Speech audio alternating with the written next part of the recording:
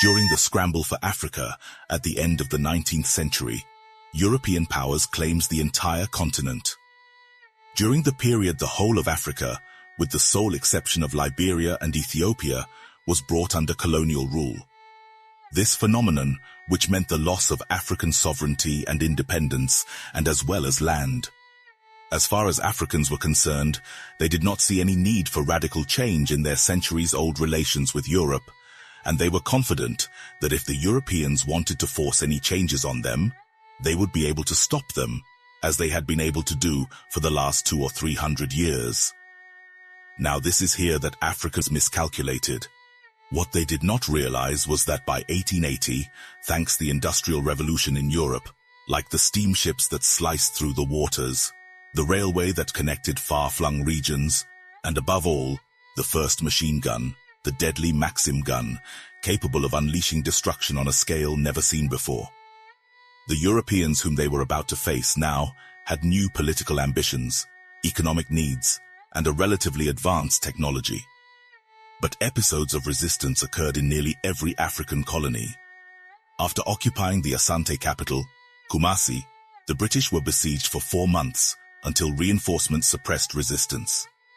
Elsewhere in West Africa, Samori Toure, the founder of a Mandingo empire, waged an 8-year campaign against the French. In Rhodesia, Zimbabwe, the Ndebele and Shona fought against white settlers who had seized large areas of land.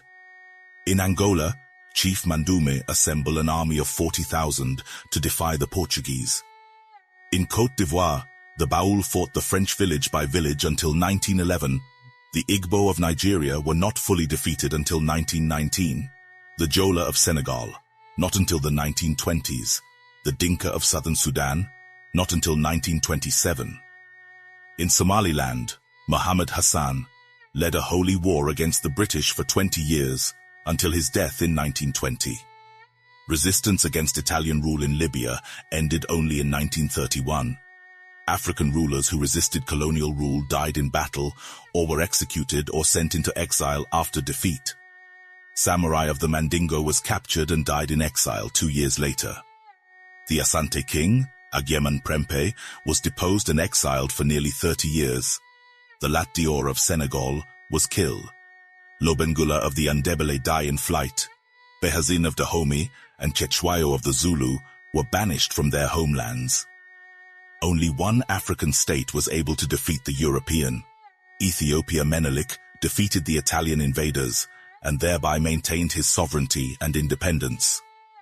By the end of the period, under review, European power had taken the whole of Africa. For the Europeans, colonization was simply a military and economic venture. But for the Africans, it was a revolution, overthrowing a whole ancient world of beliefs and ideas and a way of life. Join us next time for another exploration into the pages of our shared history.